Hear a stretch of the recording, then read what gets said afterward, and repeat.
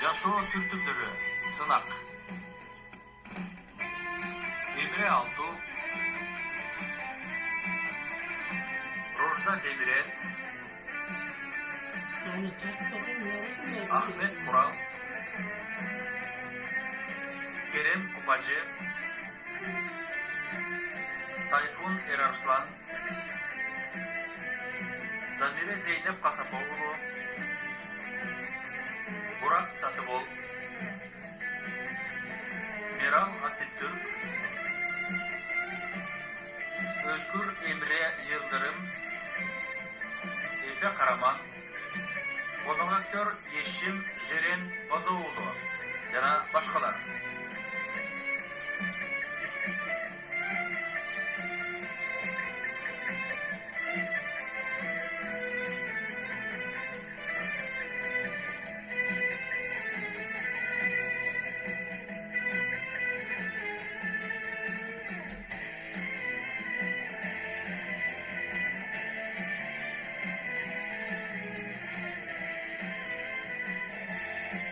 Продюсері Çağrı Bingüller, rejisörü Cem Tabak.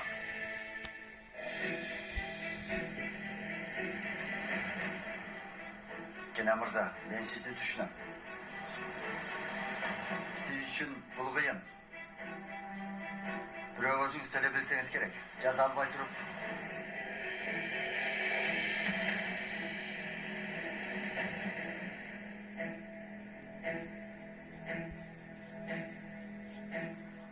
Kesiminiz muğalim olsa.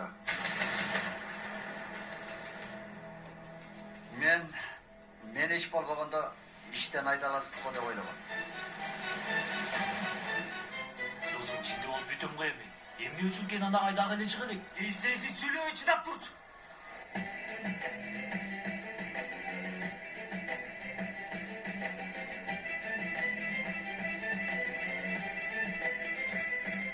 Biraz çarpı olsun.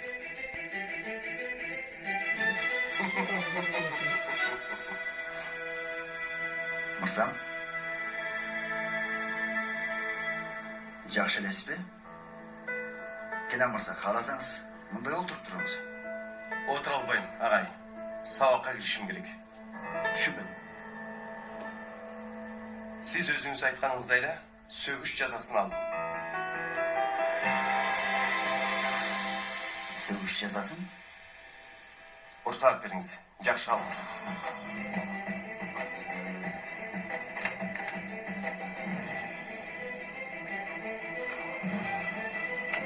Ağay, Kenan'la emne oldu? Жаман кабарым бар окшойт.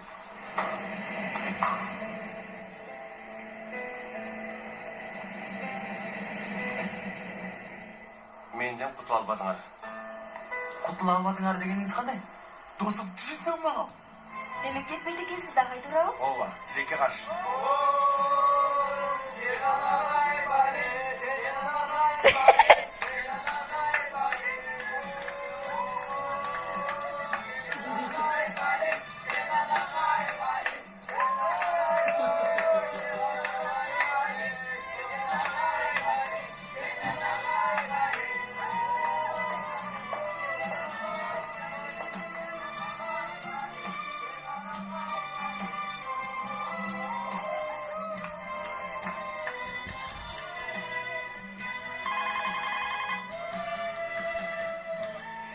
O adam.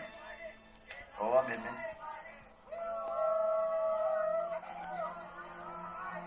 Elbette. Elbette düşün o adam. Düşündüm bundan giyiniyet yat olamın. Kamsana varmız. Elbette. Kenan Mırza okşular arasında en jakşı bilgen muğalimlerin biri.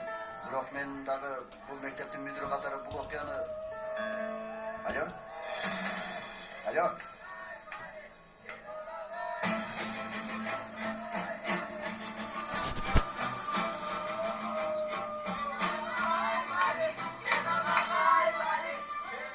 Ne oldu? Emine bunca stadyon bu.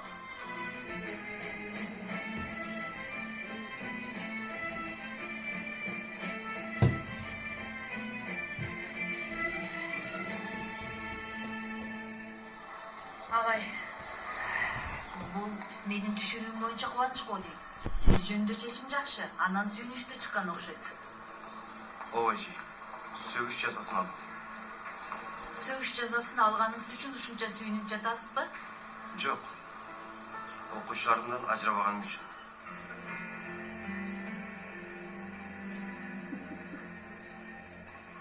Укпай атасыңарбы? Кана кызым болгула. Сабакка киргиле. Классыңарга киргиле.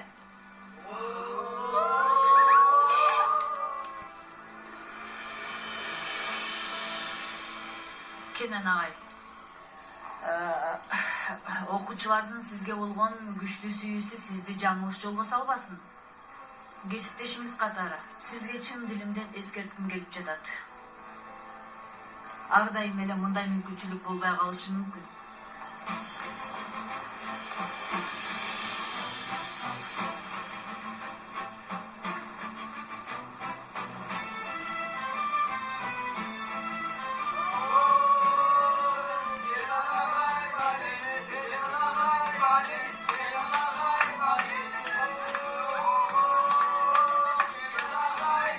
Дуру, Ne oldu? чоң рахмат сага. Emmi için? Kenan агай операциясына бизге жардам бергениң үчүн. Майта коч алып келгениң үчүн. Бирок sen жеген жоксуң го? Менби ал убакта кыйынсынып жаткам. Билем. Баарын билгиң келеби? Дагы? Дагы кыздар сени кош болгонуна карабастан менин жанымдан болгону үчүн айта берсең ғой.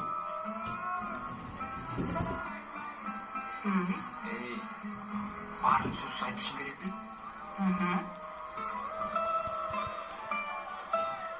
Сүйгөнүм болгону үчүн. Hiç nerse emez. Жүре mi? Sabah baştalып kaldı.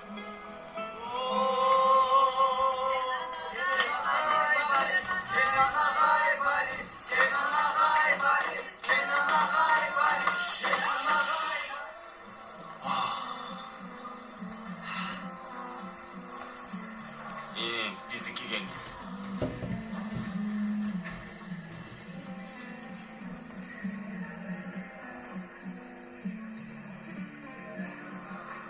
Seyfi, Оор жатам. бұл қыз менен жанырдын ортосунда эмне болуп атат? Эмне булар сүйлөшүп жатышабы? Жок ай. Бұл қыз жаныбыздан такыр кетпей калды го? Ошондойбу. Мен эч нерсе байкаган жокмун. Сен эмне болуп жаткан нерселерди көрбөй жатасыңбы? Байкабай жатасыңбы? Жок. Мен сага азыр баарын байкатып коеюнбу? Менин көзүм сенден башка эч кимди көрбөйт да.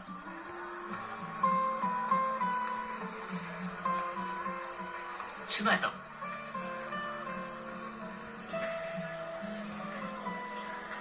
Чынында эле оңой кутулдуңуз, Kenan агай. Мен дагы үмүтүмдү үзүп койдум эле. Демек чыкпаган жандан үмүт үзүлбөйт экен. Бирок сен баары бир этият бол. Эмки жолкусунда мынчалык жолуң болбой калышы мүмкүн, Kenan да ашан. Макул Зехрежи. Эмнедин агай?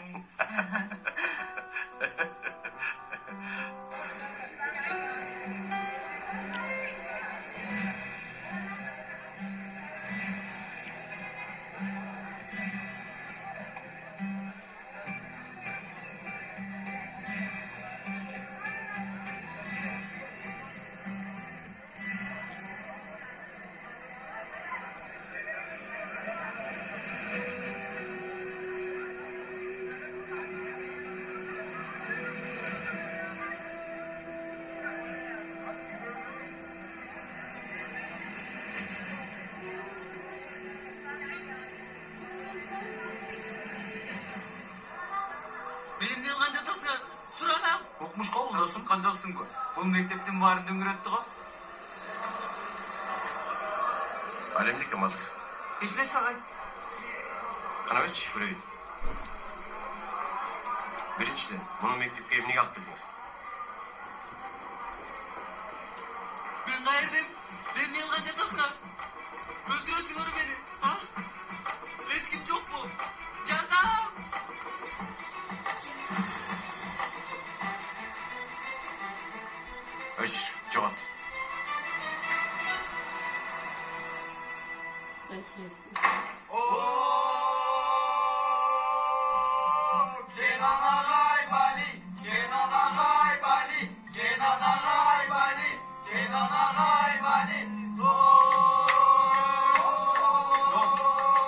Jet, to'xtatla.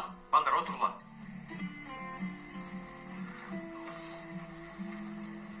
Чечимди көрсөңүз жакшы болмок. Балдар Кенен агайды желкелерине отургузуп алышып, тамактары айрылганча бакырышты. Бул жер заматта мектеп эмес эле, стадион болуп калды. Уктум эже, уктум. Уктум деңизчи, бирок мен балдарга ачууланган жокмун. Азыркы биздин көйгөй бизге каршы чыгып, анан бизди жеңип алдым деп ойлогон да Кенан мырза. Коюңузчу, Кудай үчүн. Кайсы жеңиш? Көп болсо бул жолу дагы бир мүмкүнчүлүк алыптыр. Дер, Агай, саламатсызбы? саламатчылык. Мен сиздин мектебиңизге которулуп келдим эле. Чын элеби? Сиз менен сүйлөшөйүн деп келгем. Келчи бери.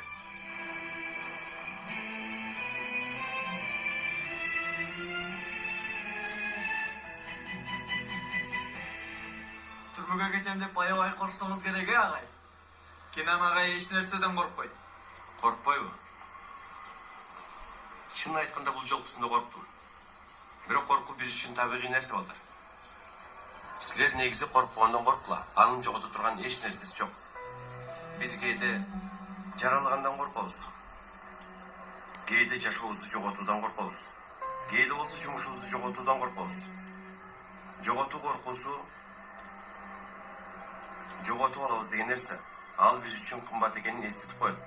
Жана канчалык жакшы көрөрүбүздү эстетет. Негизи бул өзүнчө сынак. Жоготуп алуу коркунучу болгон үчүн колубуздан эмне келе тургандыгын түшүнөбүз. Же болбосо кандай абалга түшкөнүбүздү билебиз. Билесиңер, мен жумушумду жоготуп алам деп корктум. Кире бергиле. Агай, саламатсызбы? Кечириңиз, сабагыңызды бөлүп койдум. Астафыралла. Класска жаңы окуучу кыз келиптир. Кир кызым.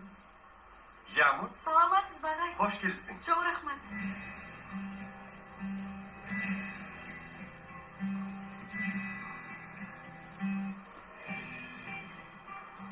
Мындай өт, отур кызым. Отур. Уруксат берсеңиз агай. Достор, Ямыр кызыбыз мектебибизге Англиядан келди.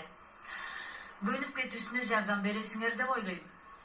Капа кылбай араңарга кошуп аласыңар. Hello, how are you? Агай, Ямыр сиздин мурунку окуучуларыңыздан экен го. Ой, си. Сиз жөнүндө айтты. Сабагыңыз жакшы өтсүн агай. Чоң рахмат.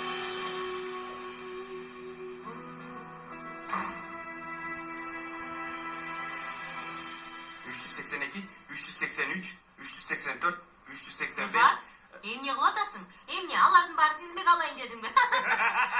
Мен ишылдың наба. Ансыз да тагдырдан муш жеп Кара деңизге согуш деңиз флотуна чөгүп кеткен бир адаммын. Рыфат? Алтыным менин. Эмне үчүн андай деп жатасың? Эмне болду сага?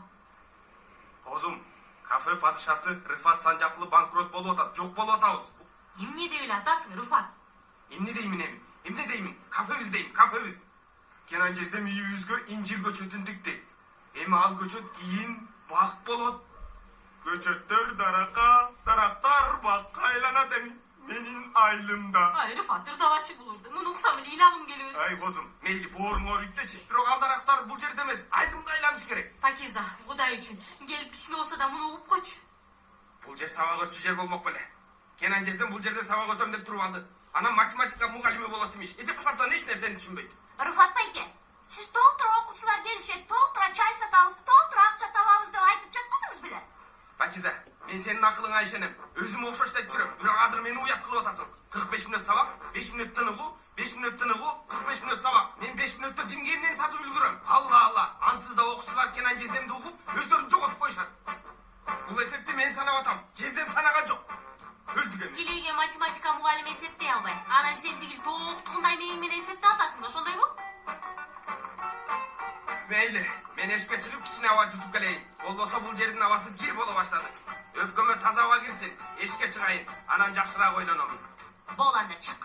Өпкөңдөн биринчи мээңе кирсин ошол аба, мээңе. Микроб. 386. 380 жин болбойчу. F функциясы AB аралыгынан BG аралыгына анык болгондугу үчүн чектеги маанилерди таап жатканда анык болгон гана бөлүмдөгү чектерди эске алабыз достор. Жөнөкөй чыныгысам болуп.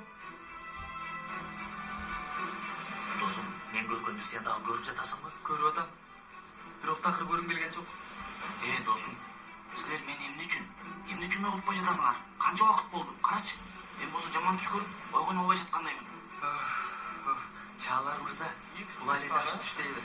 Кыямат болот досум. Жакыныраак. Кыямат. Эгерде x2 кемтилген a x1 кемтилген a'дан кичине болсо, анда x2 саны a'га x1ден жакыныраак болот.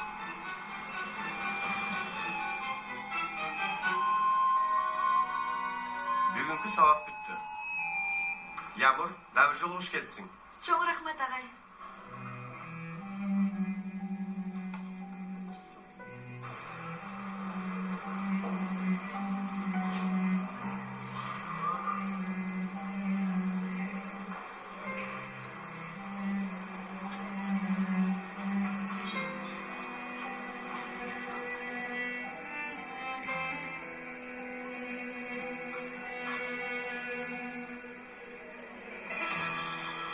Айтсаң Англия кандай экен? Англия сонун, бирок суу.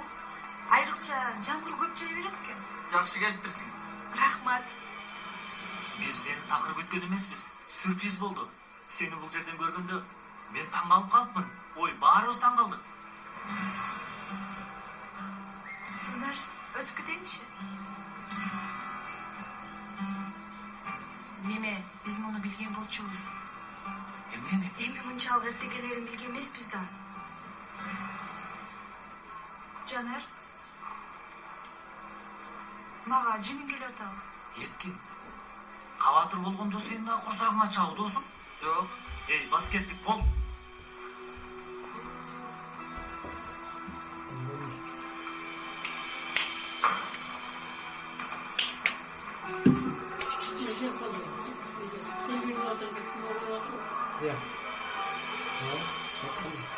Кан көптөгүлөт айтып коеюн. Ямыр келди. Жаныр менен дұрыс сүйлөшөт. Ямыр жанер сакын эле кайра келди окшойт. Не кыласың? Эмне кыларыбызды мен кайдан билем, Еткин. Баарын менден сурайсың да. Ансыз да башым ооруп чыкты.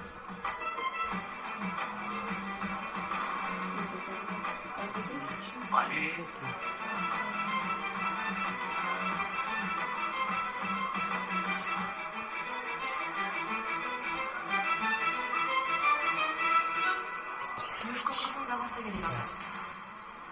Байкашыма караганда Айшөгүл менен Сейфи чогуу жүрөт. Үзүлүп болсо сиздин карындашыңардай. Туура. Айшегүл менен Сейфи сүйлөшкөн. Анан Үнзүлө жөнүндө туура байкапсыз. Алганычы. Сүйлөшкөн кызым. Алыстады. Англияга кеткен эле. Кетип жатып, жакшы бир сөз айтты. Көздөн алыс болгон, көңүлдөн да алыс болду. Кетип калды. Дагы эле сөйөт окшойсузду. Жок. Кандай чынын келип атат? Чынын айтсам бир аз.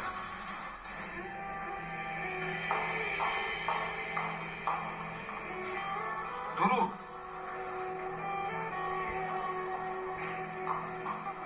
Пойрас. Эмне болду, эмне керек? Бир нерсе айтайынбы? Эмне? Уккан кулагыңа шең келбейт. Тиги жаңы келген кыз бар го? Ким экенин билесиңби? Ким болсо боло берсин.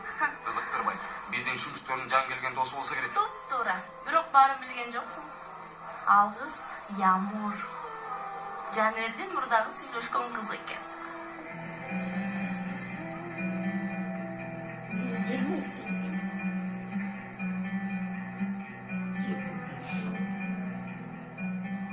Биз сыртка чыгып турбайлыбы?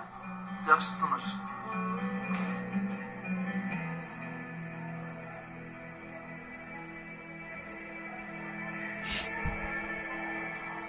Билем, мага ачууланып атасың. Туура кыласың. Жанар, бир нерсе дебейсиңби?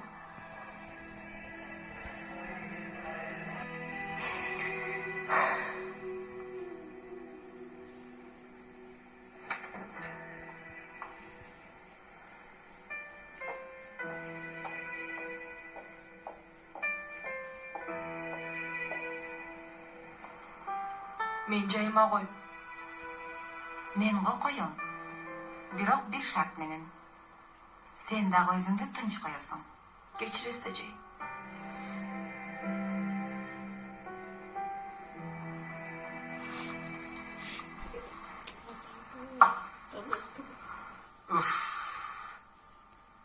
Агай, бүгүн күн кандайдыр бир башкача го, коңгуроодагы башкача шыңгырады. Бакчадагы чымчыктар курсак ачкан немедей сайрап жатат. Тигил класстарды тим менен күгүзүп ысыткан батареялар ичимди жылтата албай жатат. Сизге дагы ошондой болуп жаттыбы?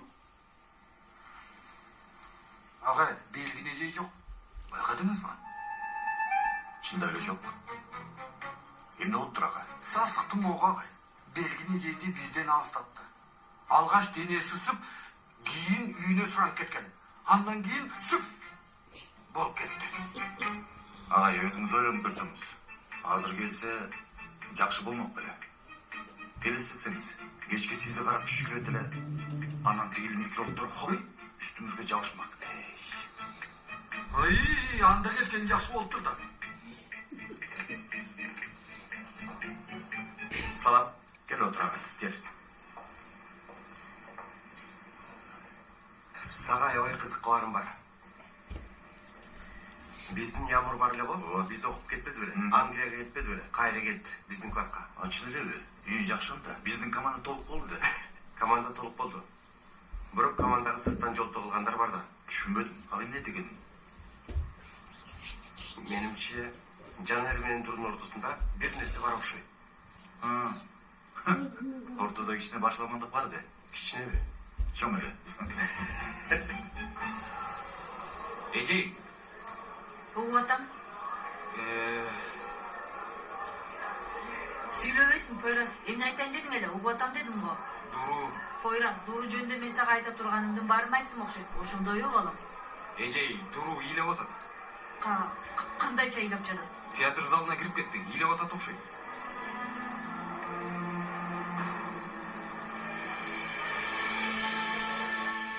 Сүйлөштүңбү анан аны менен? Эми анын бетин кантип карайм? Ачууланган үчүн эмес. Аны көргүң келбеген үчүн эмес.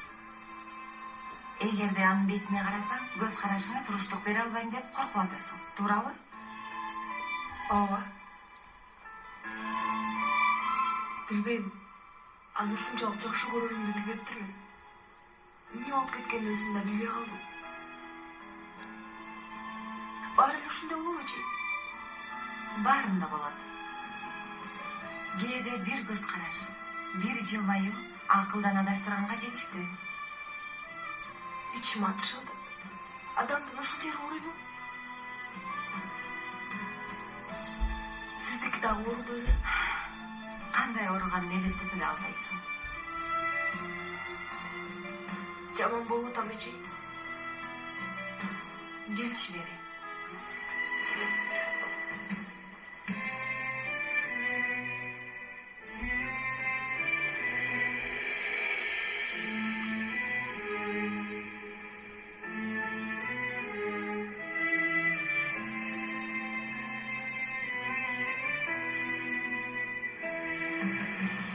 Мен кечирип койчу, бул үчүн баарына даярмын. Эмне кылышым керек, айтчы. Эч нерсе.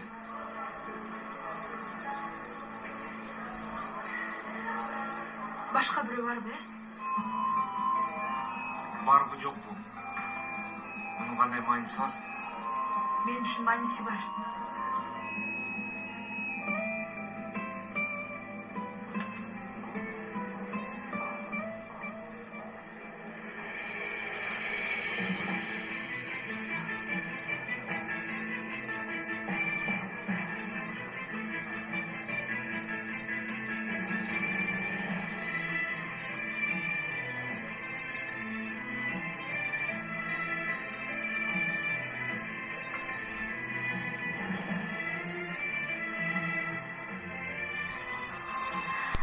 Сага бир жакты танда деген.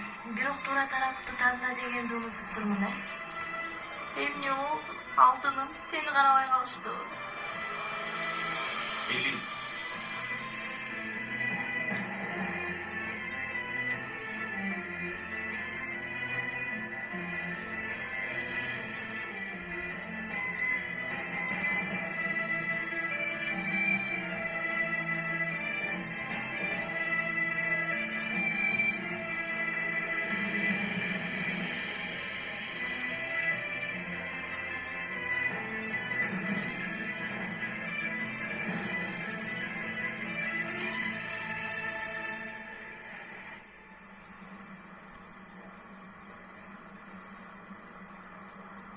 Kayakka ketip kalıştı?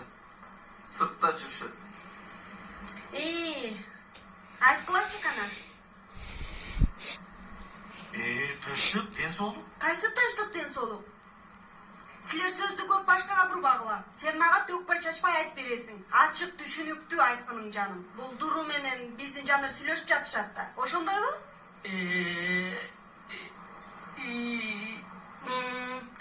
Билгем мен муну, чындап билгем. Баракелде силерге. Бале, айрыкча сага Сейфи бей. Сейфи бей. Кандай дейсиңер? Кафени жапсак жакшы болот эле. Билесиңер да кетчи жол абдан узак. Пакиза, бизде бир олуттуу маселе бар эле. Дагы жарым саат. Жанерлер келсин турабыз. Макул анда.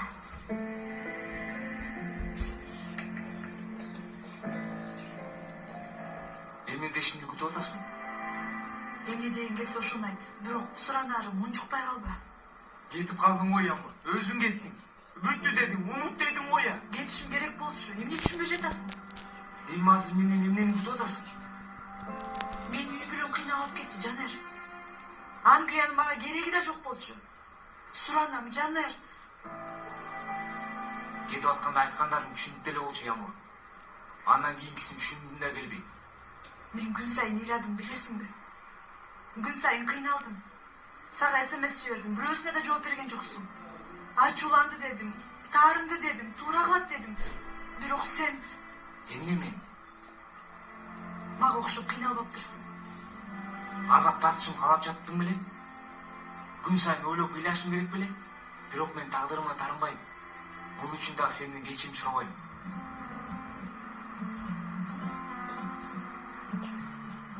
Башка бирөөнү таптың да, туурабы? Жашырбай эле кой. Баарысы ачык эле көрүнүп турат. Ал Дуруу? Темабыз Дуруу эмес. Темабыз Дуруу, Жанер. Бул жака кайтыш үчүн мен кандай гана азап тарттым, сен ушуну билесиңби? Жок, сен каяктан билбей келең? Сен эми Дуруунун аркасынан чуркай бер анда.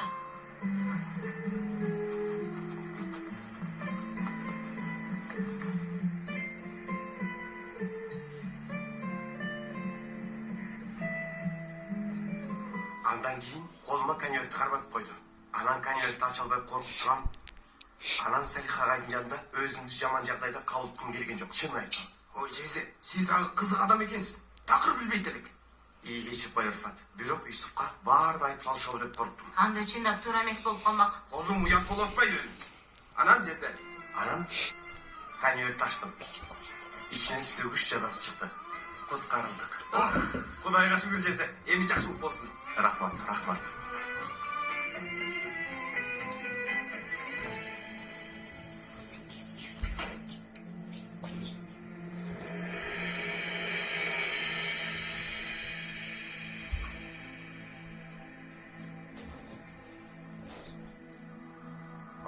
Жигит. Акыр үйдүн жолу таап келиптир го. Кош келипсиң уулум. Ачкасыңбы? Эмне?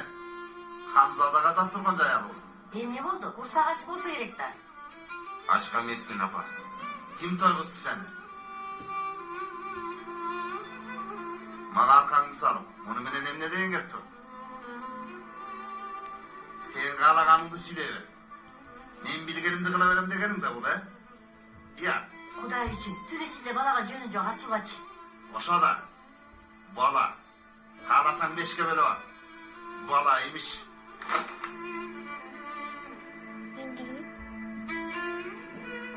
Жакшы жаткыла.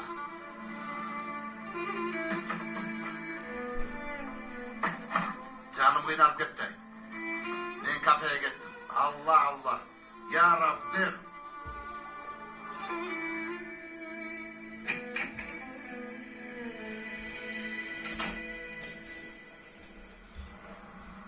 Yağmur boldu emi geçkili ыйлай бересиңби?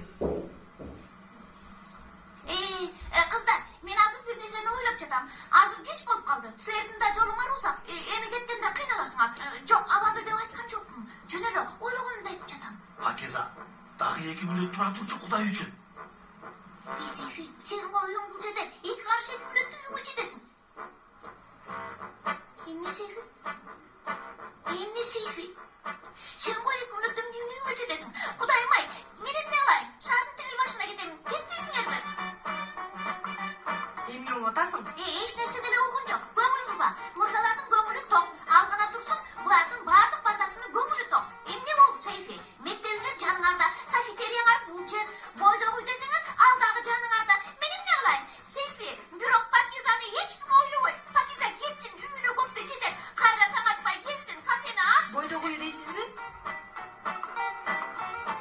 beri kara.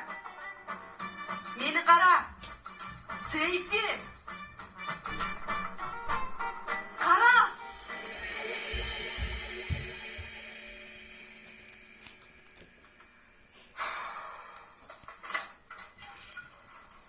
Tamam dayı, jeysin mi kızım? Cevim. Sağım ne oldu kızım? Bugün mektepte ne oldu? Maneli hiç nerse жоқ apa. Elif'e men kucaktaşıp bile oturdum böyle.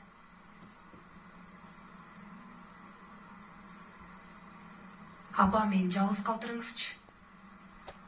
Seni жалгыз калтыруунун кажети жок, Дуру. Биз ансызда көп чогуу болбойбуз, кызым. Ошондуктан бул керексиз арзуунун кереги жокпу дейм. Жалгыздык дегенди билбейсиң да. Түн ичинде баштабаңызчы апа. Ансыз да кыйналып атам. Сүйлөшкүм келген жок. Кечиресиз чоңуз каяка? Аба жутам. Кеч болуп калды, Дуру. Караңгыда кайда барасың? Убакытка карап сиз эле жашайсыз апа. Сиз айтыңыз. Оф, Дуру. Карач, дагы жаңы даярдануучу курстардын тепчелерин алып келдим. Бирөөсүн тандашың керек. Жарым жылдык болду. Курсту башташың керек.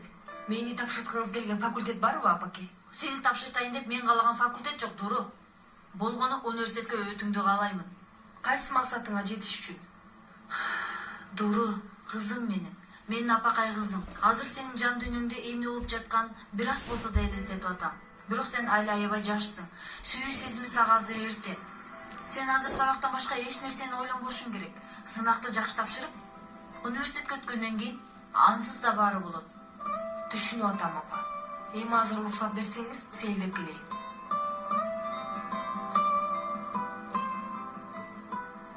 Болду, жетет. Бул күндөр да өтүп кетет. Анан Жанерди сен жакшы көрөрүң бардыгы билишет. Керек болсо өзү да билет, билбесе үйрөтөбүз. Сенби сен? Бойдогу үй жөнүндө азыр сүйлөшөбүз. Кечир менин досум. Кечир. Чалар каякта? Атасына жолугат экен. Ошон үчүн үйүнө кетти. Досуң курсаң ачпы, тамак алдыралыбы? Жок. Жанер, билип атам, аябай кыйын болду сага. Бул маселени кантип чечесиң? Мен Дуруну сүйөмүн. Муну ал дагы түшүнөт. Досуң кандай жаман абал? Ооба жаман. Жаман абал. Үйлөнгү кыйнал деп коет да. Күнүгө ойлодум дейт. Эмне кылайын ойлонсоң? Өзү кетип калды. Эмне кылайын эми? Туура айтасың, досуң.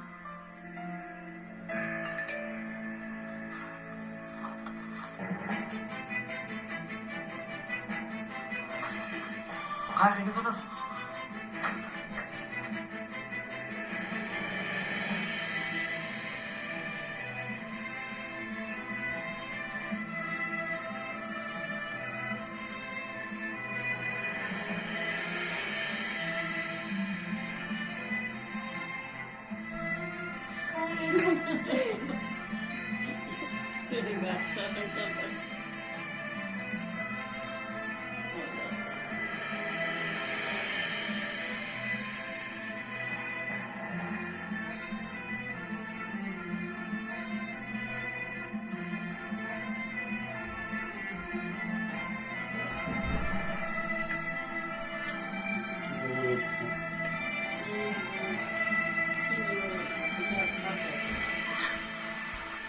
Болду? Эмне болду? Болду эми? Макул. Макул.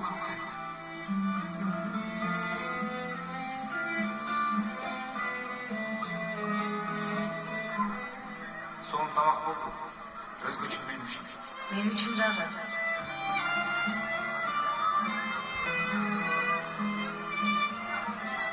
Азырынча ушундай эле жакшы. Макул сүйгөнүм. Сүйгөнүм? Ооба, сүйгөнүм.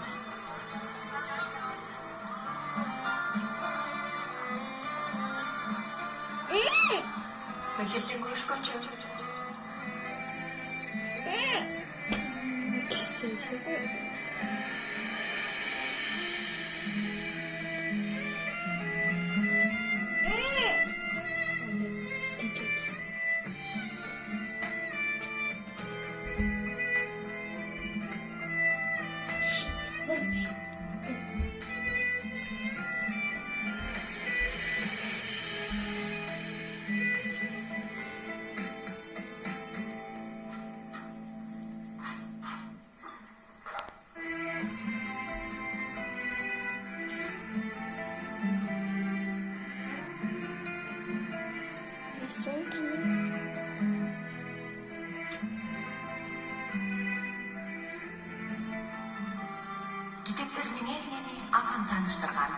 Мага алып келген биринчи китеби кичинекей кара балык жөнүндө эле.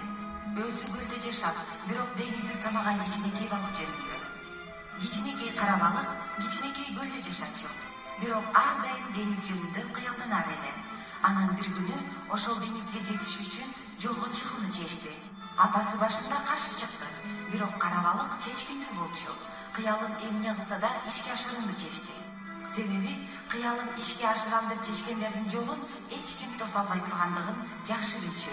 Кичинекей омар, кичине үмүт жетиштүү болмок. Анан кичинекей кара балык үй бүлөсү менен коштошуп жолго чыкты. Азыр кичине кезимди жана жаштыгымды эстесем, үмүтүм үзүлгөндө, же кыйынчылыктарды жеңе албай калганымда дайыма ошол кичинекей балыкты ойлойм. Эче суулардан өтүп, дарыялардан деңизге сүзүп жеткен кичинекей балык жыгылбай, чарчабай аракет кылган ошол балык мага дайыма жол көрсөтөт. Бирок кызык, бала чагым эч жакка кетпейт. Маанилүүсү чоңоюп жатканда бала чагыбызды унутпашыбыз керек. Анан биз мугалимдер деңизге жолго чыккан окуучуларга кичине үмүт, кичине жомарттык тартуулашыбыз керек. Кенен агайга окшоп. Ал дагы бизге жол көрсөтүп атат.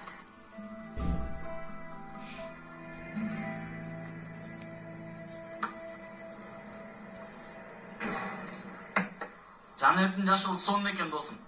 Кыздар талаш жатат го аны. Туура айтасың дос. Тигил жаңы келген кыз бар го, аты Ямур беле. Сонун кыз экен Андайлар бизди жактырбайт досум. Өзүңөр уктуңар го. Англиядан келиптир. Ал көчөнүн кызы. Биз барган жерге барбайт. Досум, туура айтасың. Ал дагы универде окуйт. Бизге окшогондор демде кыз. Биз болсо автобуско жол киребинен деп жүрөбүз.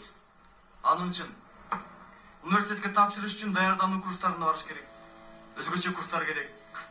Бул үчүн акча керек. Ага акча кайда экен? Жанердин, Ямурдун чөнтөгүндө. Мейли. Ага окшогондор даярдануу курсун окуп, алектене берсин. А биз болсо 5 жылдан кийин бир ресторандан жолугабыз досум. Сен алар кирген жерге кире албайсың да. Киргизишет досум. Официант катары киргизишет. Мен андай жашоого түкүрдүм.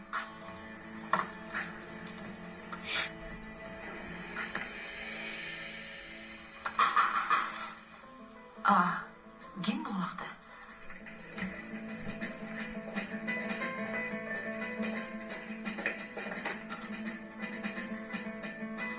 Дуру?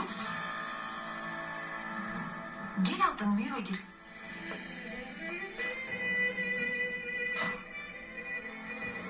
Эмне болду? Эже бүгүн сиздикинде калса болобу? Албетте болот. Муну апаң билеби? Жок. Чалып айтып кой анда. Эже, айтпай эле койсок болобу? Чалсак кечке сүйлөнөт. Болбойт. Кабатыр болот.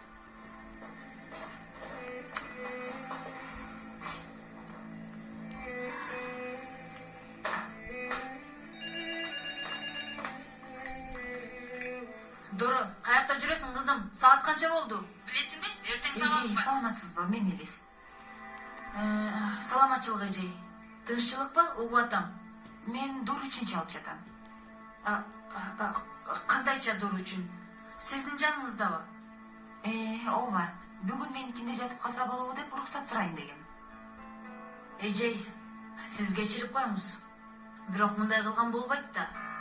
Дуруга телефонду берип коесузбу? Ал үйгө келиши керек. Эже, сизди түшүнүп жатам. Бирок кыйнасаңыз анда абал мындан да кыйындайт. Ошондуктан уруксат бериңиз. Бүгүн меникинде калсын. Зехреже? Алло. Макул, анда калсын. Бүгүн сиздикинде калса болот. Жакшы кылыңыздар.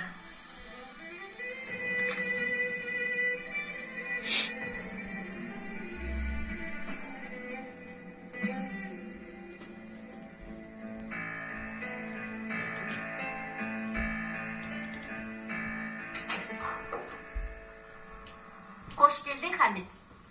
Torey, kursağım açtı. Men üçün okumuştu daygırıp dastarpan jay. Хамит, муну эртең кечейин бүтүрүшүм керек. Үйдө даяр тамак бар. Ошолорду жесең болобу? Ey! Emi bütüre turgan nersen kalkan yok. Torey, men tuz degende turarsın. Хамит, бул эмне кылганың? Emne ele akırkı gündörü tigip kalgansın. Geçkele tigip atasın. Akçası kana. Bekar tigip çatasın mı? Бекер тикмек белем. Bekar olmasa. Bunun akçaları kana. Ал акчаны сага бербейм. Поyrаз үчүн топтоп атам. Курстун акчасы. Kaysı kurs? Balan okun men emne içinde kılıp atasın ha. Хамит, курска барыш керек. Balanganı okay koysam ne olma kana. Gelesi o. Bir kurs degen balaya başımızga uyuldu. Gereği yok. Eşektin balasına mekteptin asistansı yetiş demez bekar. Жок, менин балам окуйт. Аны өзүм окутам. Katın. Bizdin uyda kurska berile turgan akça çok. Boldu.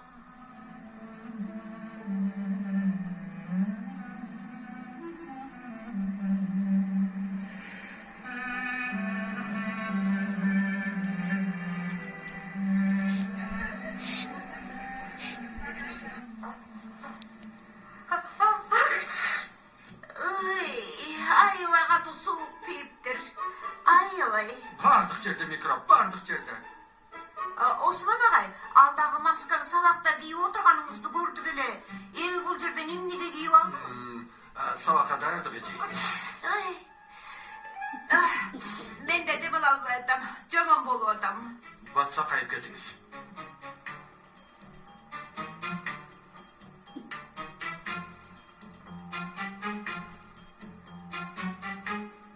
Osman ağay. Bizim basketbol komandamız var mı? Basketbol zalımız var mı? Biro? Жоқ. Ay maha basketbol ayыбай жыгат. Университетте жүргөндө калтырбай барчумун. Oyun emne geliyor da Kenan ağay. Sonnoylor. Sonnoylor. Meni korkutkan söylem uşul. Men mektepte basketbol oynagam. Taң калтырасыз. Ağay, egerde başçı olsanız basketbol komandasyny tüzüp alasın. Men bolsam maşıktırıcı olam. Siz mi? Ova.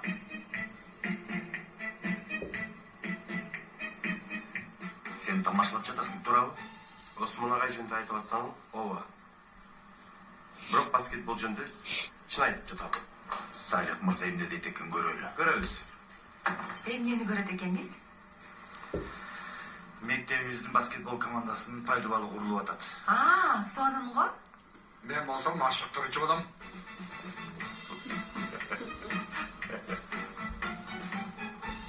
Түнү бою уктай алган жокмун.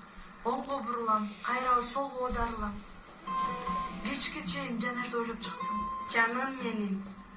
Мен анда баш тарта албайм, Айшыгүл. Эгер баш тартсам, анда мурунку болгондордун мааниси деле калбай калат. Менин сүйүм ага 3 күндүк эмес.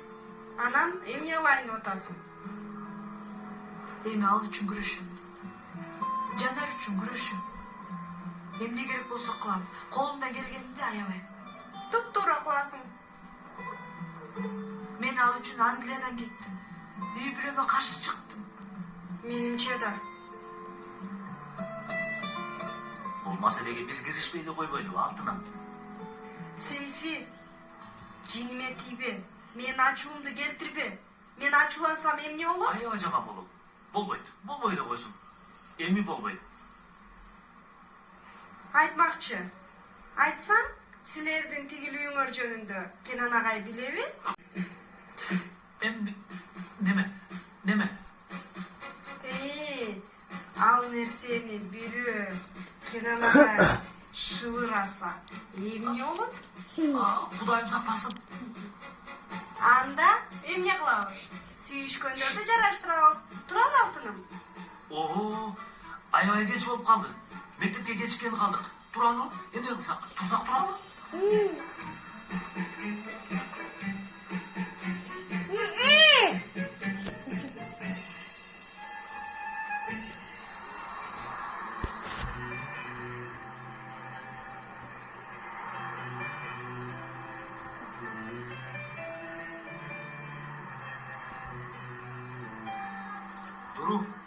Дуру. Эмне керек? Сүйлөшөлү. Мен да кече сүйлөшөйүн деп келгем, бирок Биле алган жокмун. аны билдим.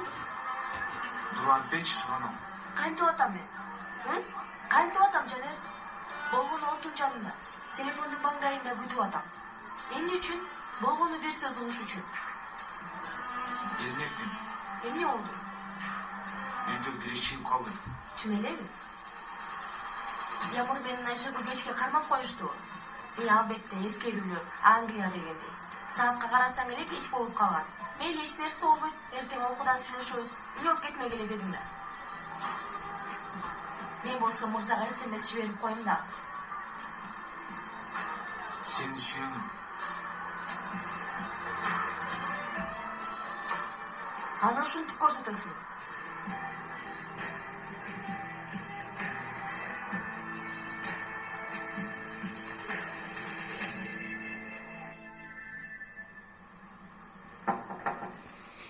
Бер. Агай, бош элесизби? Албетте. Албетте кириңиз. Kenan Mırza, sizden suranış. Tarımınız, sizde kolay yapmadım. Okuçularınızın jerkesinden kaçan düşöt dep kütüp oturdum. Мен башка маселе жөнүндө сүйлөшкөнү келдим эле. Чын эле, айтыңыз. Эгерде сиз макул болсоңуз, баскетбол командасын түзсөкпү деп ойлогом. Окумушка. Албетте агай. Эми бул мектепте сизди кыйын экенибизди баары билишет. Биз эмне дей алабыз? Астагфирулла. Ушул кичи бейилдигиңизде дагы бой көтөрүү бар, Kenan Mırza. Көрүп турам. Сиз туура эмес жагынан карап жатат окшойсуз. Мен айттым, анан мүдүргө көрүп болбой койду. Мугалим досторуңузга жана окуучуларыңызга дагы ушинтип айтасызбы? Мен балдарды бири-бири менен тытышып урушпай, талашпай, спорт менен алектенсин деп жатам. Kenan Mırza, эгерде колуңуздан келсе, окуучуларыңызды сынакка даярдаңыз. Аны дагы ойлонуп жатам. Укмуш эми. Сиз баардык нерсени ойлойсуз. Анда менин ишим дагы жеңилдегени калды окшойт. Kenan Mırza, өзүңүз ойлонуңузчу. Убакытты эптеп өткөрүш үчүн себетке топ салгандардын командасын түзөйүн деп жатасызбы? Эптеп септеп класска көчкөндөрдөн, кыйноо менен мектепке келгендерден болсо доктор, инженер, жактоочу даярдайсыз. Анда эмесе жөжөнү күздө санайбыз да. Чыдамсыздык менен күтөм. Урсагыңыз менен.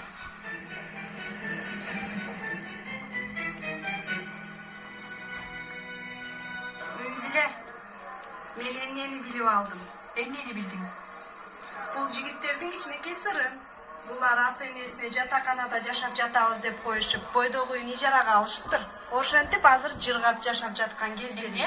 Ооба. Кыздар, бизди сатпайсыңар да, туурабы? Жок, менин дагы сонун пландарым бар. Достор, мени кечирип койгула. Ушуга чейин жетип калдык. Еткиним, кел сени өп коелу.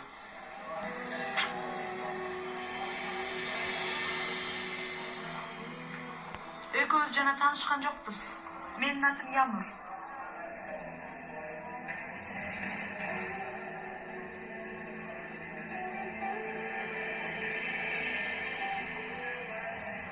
Салам.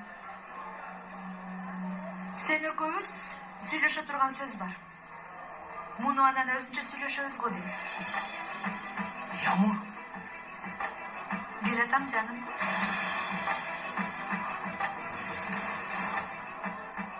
Сабактан кийин кофе ичели.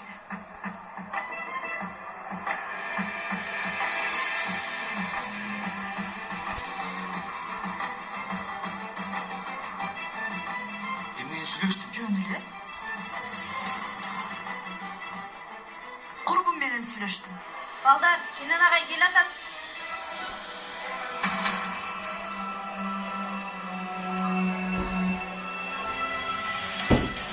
Сиздерге 2 оливка жана 2 сыр кошулган майтокоч. 2 чай алып келейинби? Ооба.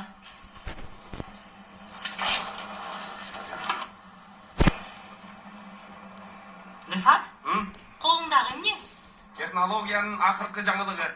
Козум, видеокамера. Видеокамера экенин көрүп турам. Эмнени тарткан жатасың? Ошону сурап жатам. Муну столдун үстүнө коем, үстүнө парда асып, кабарларды көргөзөм.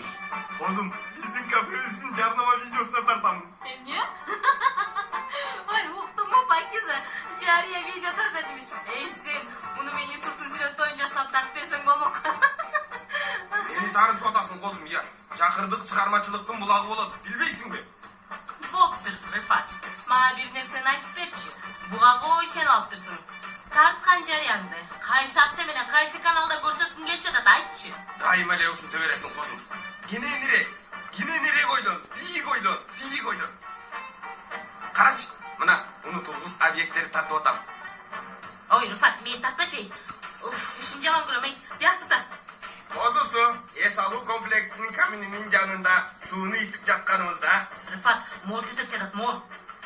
Yumuşak divanlarga çömülü, şivet stolunda rahatlanıp oturganda Şivet stolu deysin.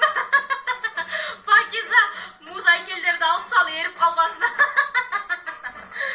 acardı kızmatçımız Pakizamen'in süйлöşүүлөргө toyboy atkanda Ay acardı deyip de acak şaşırdan deyen çok. Acardı deyip acardı. Armal Kozu Esalu kompleksinin eesi daima sizler üçün Rıfat Sancaklı atayın sizler üçün tolturgan jergilüktü çet eldik muzikalarda rahatlanıp uğup peyzajga suktlanıp ağa toy albaysız.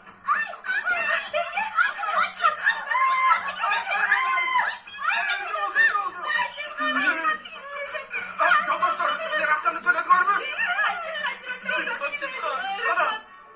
Kana. Balдар. Kitepteki sorulardı sizler geçince çıkarırlar. Hazır başka temanı söyleşelim. Emneni? Bul kalsa boy uzun balдар көп. Sizlerдің basketbol ойнаған арты да көрдім. Жақсы ойнайды екенсіздер. Жанердегі аябай таланттуу. Эмне үчүн bir команда түзбей жатабыз? Basketbolda жетишпей жатты эле. Мүмкүн ошондойдур, Хакан.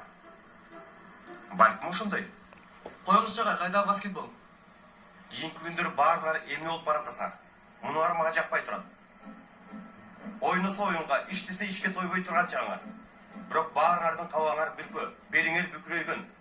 Маанайыңар жок. Эмне болуп баратасыңар балдар? Силерди бул үмүтсүздүккө түрткөн нерсе эмне? Өзүңөрдү карагылачы. Кандай жашоодо жашап жатканыңарды бир карагылачы. Баскетбол командасындагы түз аласыңар. Университетке дагы тапшыра аласыңар. Мен бул потенциалды силерден көрүп жатам. Бүгүнкү күнгө чейин кылган ишиңерди карагыла, аз бемне. Бүгүнкү күнгө чейинки жетишкендигиңер, кылган нерсеңер аз бемне. Коңгуроо качан болот эй? Дагы 20 мүнөт бар, Койраз мырзам. Дагы 20 мүнөт бар. Менин жоопкерчилигимдин астында. Турла, мени менен жүргүлө. Турла.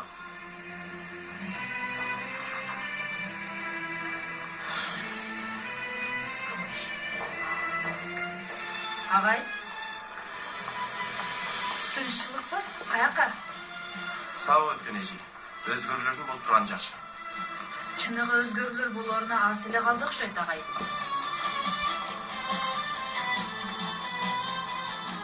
Сабагыңыз жакшы өтсүн. Сиздики дагы.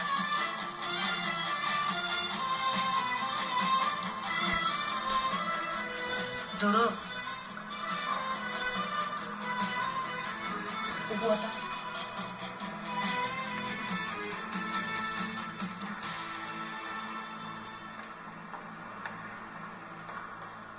Элфей жедикине жатып калганың кандай кызым? Бул эмне кылыгың? Ошол кылыгың да жакшы болмок беле. Кыйынчылыгың болсо, эмне үчүн келип апаң менен сүйлөшүп? Себеби апам мени укпай атат. Сынак дейт, сабак дейт, курс дейт. Элфей же болсо мени укту.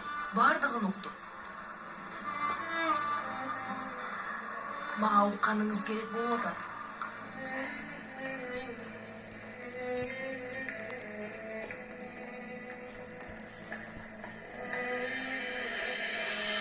Кыла албайм десеңер, кыла албайсыңар. Ийгиликтүү боло албайм десеңер, боло албайсыңар. Акылдуулар чечим, келесоолор маселе чыгарышат. Келесоосуңарбычы, акылдуусуңарбы? Жок агай, биз кыла албайбыз. Ийгиликтүү боло албайбыз. Биз команда боло албайбыз. Булар биз үчүн алыс, узак кыялдар. Эң алыскы жерлер bir qadamdan başladı. Maanili болгону birinci qadamды таштоо. Койраз. Caner. Meni жүргүлө.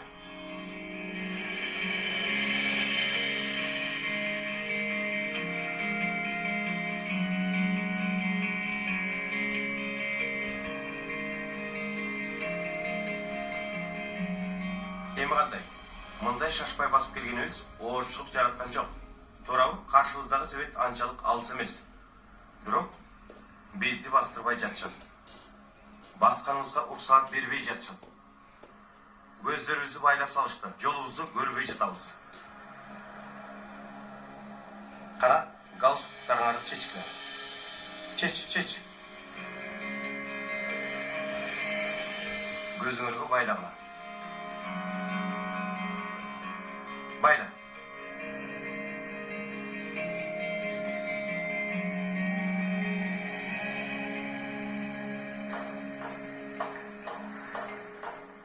Эже, Кенан агайдын классына барсак бош го.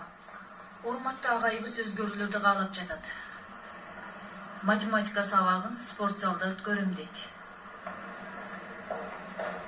Кенан да бир нерсе ойлоп тапты. Агай, көрүүбүзгө тоскоол болгон аз келгенсиң, жолубузга жүк мингизип атышат. Кантип басабыз? Ömer, Hakam, кана келгиле. Чурка. Досторыңардын аркасынан мингиле. Мен.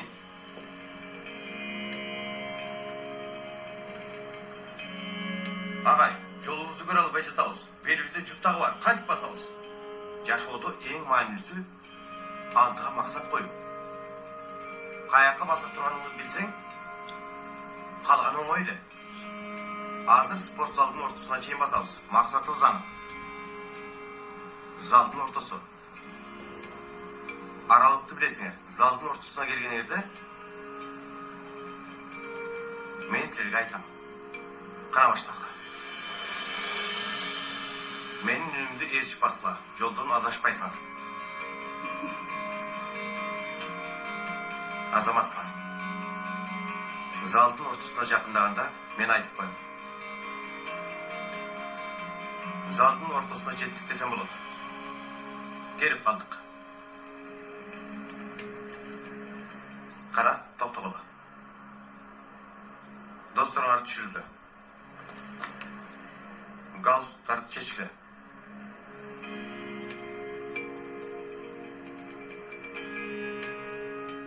Эми колубуздан келбейт дей аласыңарбы?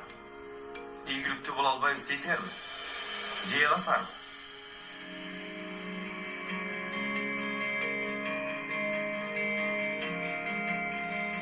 Математика баланын оюнчугу. Менден силерге мектептен тышкаркы тапшырма. Мага силердин каалооңор эле жетиштүү. Түркчө дагы. Физика дагы.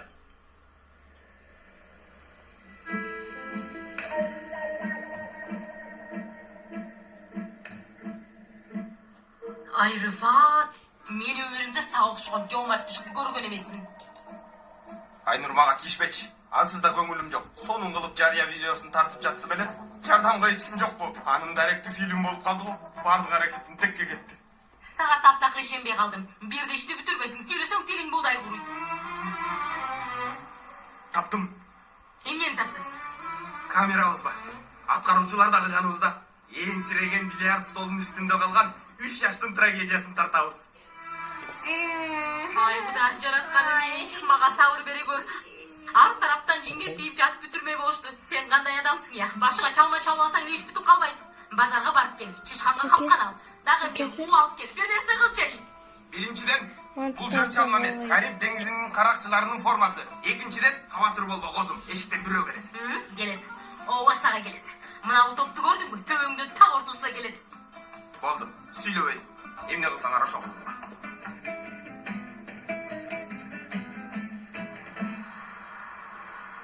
Дуру.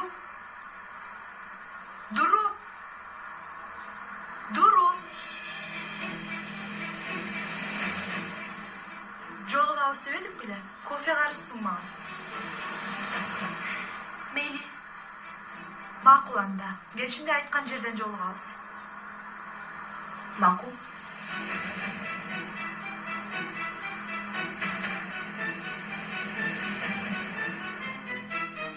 Жардам, hiç kim yok bu?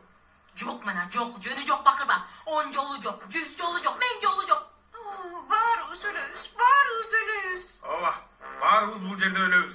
Бирок милдетибизди аткарып атып өлгөн инсандардан болобуз. Кудайым ай, эмне деп атасың Рифат байке? Кудайым сактасын. биз бул жерде отура элечин эле кафе банкрот болуп атат мейли боло берсин Ооба, жаман чычкан баардык азыгыбызды жеп салды.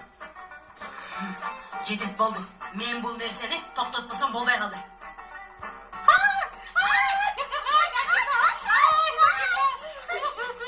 Корккон адамдын абалы. Мен муну сөзсүз бир жерде колдоном. Карачы, чыныгы корккон адамдын кыйкырыгы. Ооба. Ай, мен жерде сулам сени.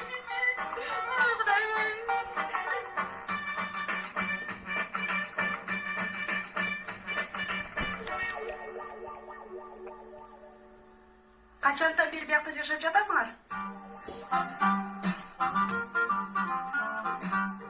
Качантан бери биякта жашап жатасыңар дедим.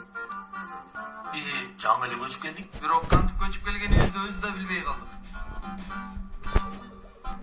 Аябай кичинекей экен. Бул деген өкүлөрдүн үйү да, Ооба. Алар дагы билишпейт да, чынбы? Билишпейт. Назаматтар. Демек бизге башынан эле калп айтып жүрүпсүңөр да баарын. Бизди калп эле күнөөлөбөгүлөчү. Биринчи эмнеге көчтүңөр деп сурагыла да. Сурап атабыз. Эмне үчүн? Эмне үчүн? Эмне үчүн? Эми жолго кеткен убакытта сабак окуп алалы дедик, ошон үчүн. Чын эле, жаман ниетибиз жок. Чындап, кылганыбыздын баары сынактын айынан. Билбей калдым. Мен дагы.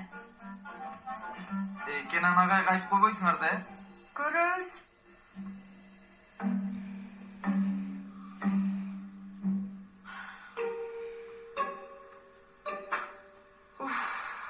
Бул эмне, бул эмне? Чаң. Көрүп турам. Качантан бери чаңдап турат? Көптөн бери ушундай. Анан да биз чаңда жашаганга көнүп калдык. Бизди өлтүрбөгөн нерселер күчтөндүрөт деген философияга ишенебиз. Адам деген тазалайт, шыпырат. Жок дегенде чаңын сүртөт да жашаган жеринин. Кааласаңар чогулуп туруп тазалап жиберели. Таптаза болуп калат.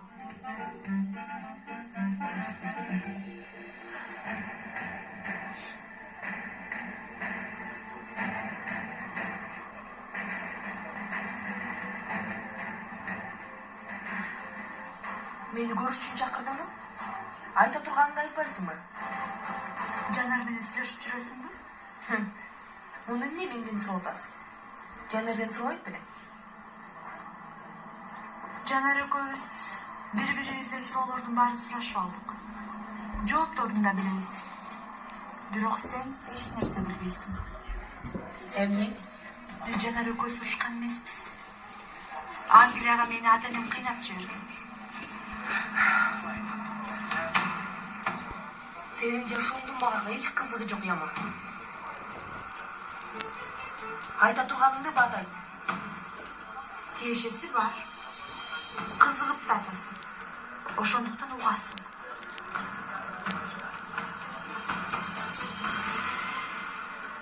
Мен жыгылып калсам, Жанардын бутуган айт эле. Ал тургай бир күнү мени ыйлап жаткан. Жанар мага эмне үчүн ыйлап жатасың деп СМС жазды. Биз бири-бирибизге жөн гана ашык эмес. Бири-бирибиздин жаныбыз бир болчу.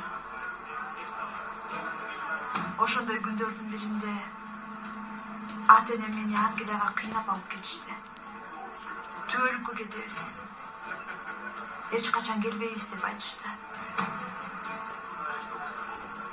Анан мен ичим күйүп жатса дагы Жанарга токтотолу дедим. Себеби аны аябай сүйчүмүн. Дагы эле сүйөм. Жанардын жаны кыйналбасын деп токтотолу дедим. Өзүң деле билсең керек. Кыздар сүйгөнүнөн ажыраганда ичинен кайгырышат. А эркектер болсо дары издешет. Алдынан чыккан биринчи эле кызга жабышат.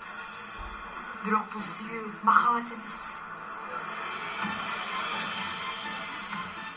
Жакшы эле түшүндүрдүңбү? Сен сүйгөнүмдү сактап бердиң. Эми чыныгы ээси келди. Мен эч нерсе кылбасам да, алыстан карап турсам дагы, Жанердин акырындык менен мага кайтканын өзүң эле түшүнөсүң.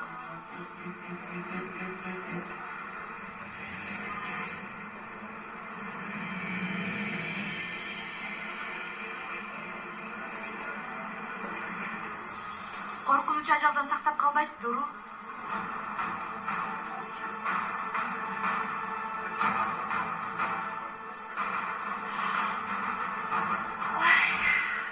Аябай эле оңой болду го.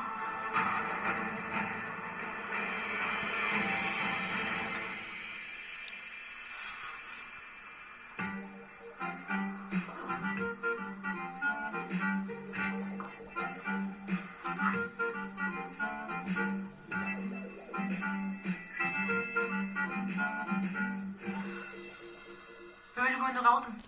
Эсим ооп калды. Түшүнбөй турам. Ушул кичине көйдүн ушунча кир кантип чыкты? Жок дегенде бул чакаларды өзүңөр алып коерсуңар эми. Тамагыңарды да бышырып койдук. Акыбызды кантип төлөйсүңөр эми? Билбейм. Дастаркон даярдай койбойлу, достор. Анчалык айбан эмеспиз го. Ошондой элесиңер. Тамак жеп кетесиңер да, Жок, кеч болуп калды, биз кетели.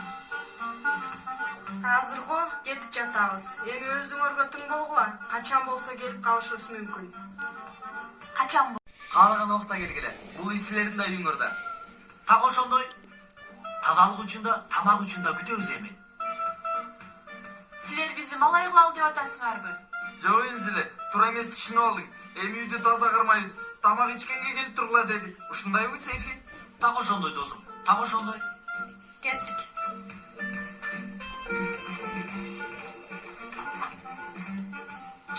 Турсаң дос, кыздар кетип атышат.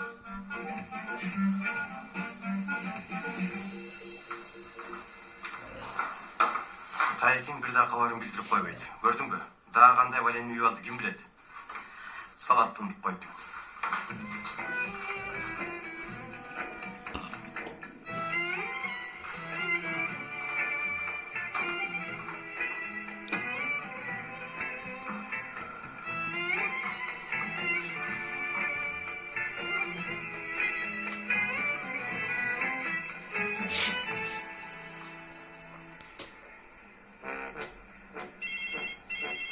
Alo, Cezde. Alo. Siz mi Cezde? Alo. Rıfat, telefon menен сүйлөшүш үчүн биринчи телефонду алыш керек. Canım, teknologiya өнүктү азыр. Үн менен башкарган телефондар бар. Меники ошондой болсо жакшы болмок. Рыфат, өзүң түш бул жерден. Болбосо азыр мен сени уруп салып түшүрөм бул жерден. Азыр өтө жинденип башташты. Бирин жеп жиберчүдөй карап башташты. Жеңилирээк бирөөсүн бильярд столунан түртүп түшүрүү үчүн кара ниет план түзө башташты. Махабат, достук, биримдик жана көйгөй үчүн бул чоң сынак болуп калмай болду. Аны издеп кайра полицейге барбасам болду. Кана, тамагың таттуу болсун. Сиздин дагы. Меники эле таттуу болгону калды окшойт. Эмне дейсиз? Денең ысыбай эле турат. Кана аш чозуңду. Эмне үчүн? Тамагыңды безин көрөйүн. Тамагым ооруган жок, ата. Ой балам, анда эмне үчүн сүйлөшпөй атасың? Жөн эле сүйлөшкүм келбей атат.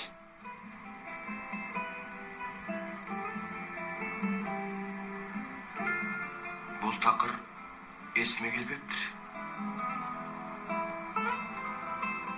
Юсуф, мага ачууланып жатасыңбы? Жок. Анда мен өзүм жалгыз жейинби? Ата. Мен боюм бир жумада өсөбү? Эмне үчүн? Себеби өсүш керек. Боюмда, салмагымда өсүп, бурактай болуп калышы керек. Бурак ким? Биздин класстагы бир бала. Досуң ба эмне? Жок. Ал менин досум боло албайт.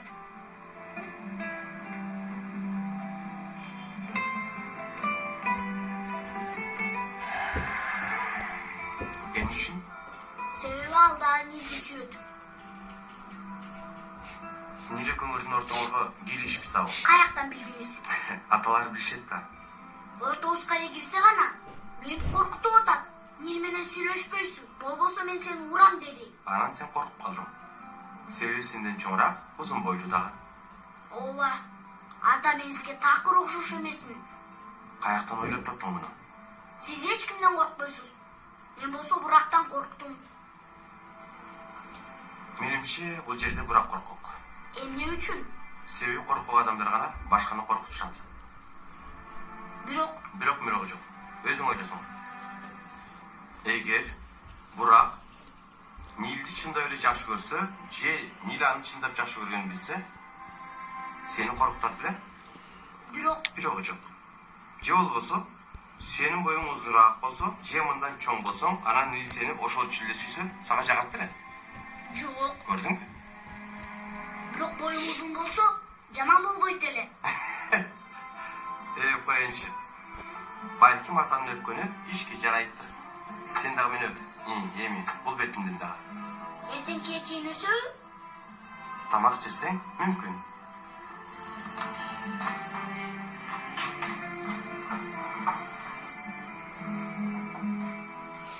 Акырын, мен дагы жейм. Айнур, чычкандан коркуп агалың жетпей, жиниңди менден чыгарып атасың. Кудая муну кара. Азыр отоптурду алам да чокуңа бирден ойнотом акпак. Көп ачуңду келтирбе, Рыфат. Кебетеңди карачы. Сени деген эркек деп коет. Биз аял болсок да сага караган эр жүрөктүү экенбиз. Жалгыз колуңдан келгени, чачыңды тарап кафеге келгениң болгон ошол.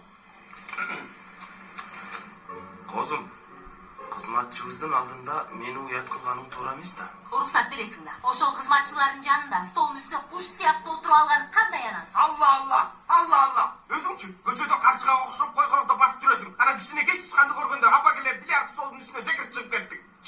Урушканда огулачы, андан көрө биримдикке келели, бир айла табышыбыз керек да, көрбөй жатасыңарбы? Ок, тырнактай болгон кыз сенден акылдуураак сүйлөйт. Кавалерия келди. Бул эмне? Эмне болот? Командир, мен абалды түшүндүрүп берейин. Бир чычкан, чыккынчы чычкан биздин башыбызды барымтага кармап алды. Чын айтып атам, жаңды жапчы, болбосо осо жейсиң. Биринчиден, сен 10 граммдык чычкандан полициянын жардамы менен кутулдуң. Көп сүйлөтпө мени. Коркок. Кайсы полиция? Эмне чычкан? Жезде, иш мындай болду. Пакиза менен Козум кафеден чычкан көрүп калыптыр. Чычканды көргөндө үчөөбүз бильярд столуна чыгып алдык. Анан кийин милиция келди, бизди куткарды, Жезде. Айнур, бул Рыфаттын айткандарын мага түшүндүрүп бере аласыңбы? Албетте, Жезде, кубаныч менен. Пакиза экөөбүз кафедеги күнүмдүк иштерди кылып атканбыз. Андан кийин бир чычкан пайда болду. Аялбыз да чычкандан коркуп кеттик. Хоп, бул жерде аял эркек дискриминациясы бар. Буга жол бербейм. Рыфат, сүйлөбөй турчу. Ошо Жезде. Эмне кыларыбызды билбей жатабыз. Чычкан ортодо жыргап жүрөт. Биз Пакиза болуп бильярд столунун үстүнө чыгып алдык. Анан ушул Жезде. Ошентип Козум менен Пакизаны полиция келгенче арыстандай болуп коргоп турдум. Эмнеден коргодуң, Рыфат? Чычкандан коргодуңбу? Жезде, аны жөн гана чычкан дебеңиз. Эгерде алар болбосо, илим анчалык даражага чейин өнүгө албайт эле. Ай, койчу эми Рыфат, койчу. Чында эле, Рыфат уят да. Эмне үчүн го, эмне үчүн? Бардык тажрыйбалар чычкандардын үстүнө жүргүзүлүп атат го. Сен эркекче чычкандан аябай корком да, анан бул ишти жабалы. Ой, Жезде, мен чычкандан корккон жокмун. Жада калса аларды жакшы көрөм. Анан ишенем. Бирок айлана чөйрө жаман, Жезде. Ай, мына бул чычкан. Эмне болду?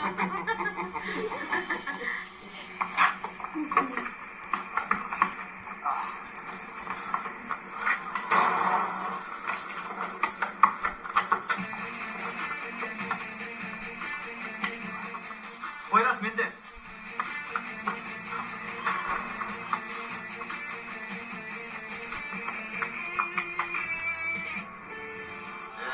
Балаңан опай койсем не болмок эле. Келесо. Эми курс деген балия вопросқа үйүлдү. Кереги жок. Эшектин баласына мектептин аттестаты жетиштүү эмес бекен.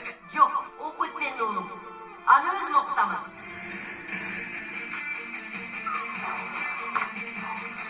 Мага.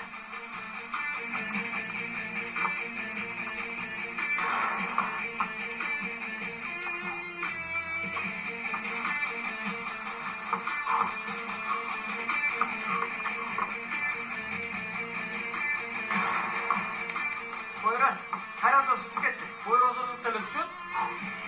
Тактага ор досу, тактага. Биз дагы мектептин командасына кошулалыбы? Тиги Келен ага айткан командага эмне жаман болобу? Анан мектепте беделибиз дагы өсөт. Дос, мен не деп төрүп атасың сен? Эмне болбойбу? Кандайча болбойбу? Ал командага биринчи болуп Жанар менен Шүмшүк достор кошулат. Муну билбейсиңерби эмне? Бирок жок. Ал ишти унутпула. Бирок ал командада биз болбосок эч нерсеге жарабайт. Кептин баары ошондо. Кенан ага ишенген балдар менен кантип ийгиликке жашашат. Ошону көрөлү. Өздөрүнүн өнөрлөрүн көрсөтсүн деп атасың. Так ошондой. Эха.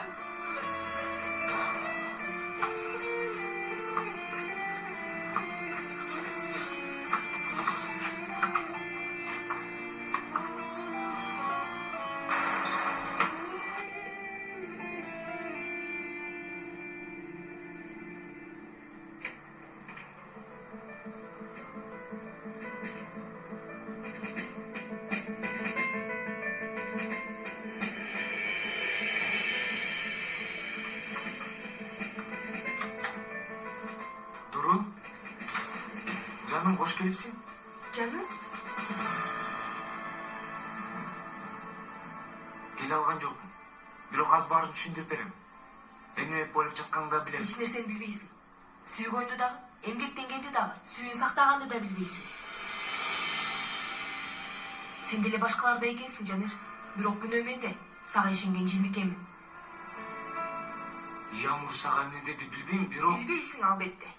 Маанилүү эч нерсе айткан жок. Келгенинин дагы, эмне дегенинин дагы эч нерсенин мааниси жок. Баарынан маанилүүсү мени капа кылганы таарынткан эмне, билесиңби? Ямур класска келгенден бери башыңды көтөрүп, мага карабадың. Эмне кыларын билбеген бурчка кыпчылган чычканга окшоп эле калдың.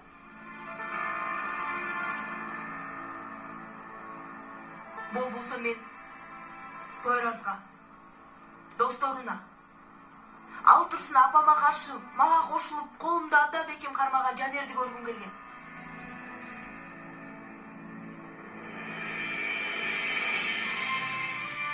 Үшүгөнүмдө үстүмө күрмөсүн жапканды эмес. Колумдан кармашыңды каалагам. Бирок кармабадым.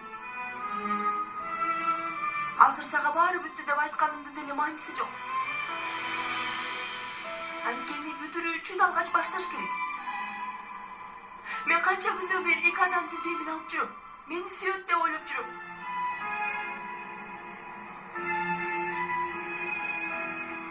Сен оңой эле сени сүйөм дей бересиң. Же калп айтасың. Же маанисин билбейсиң. Сага дос катары кеңеш берейинби?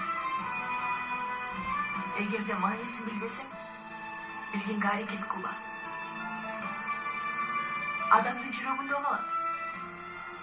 Аябай.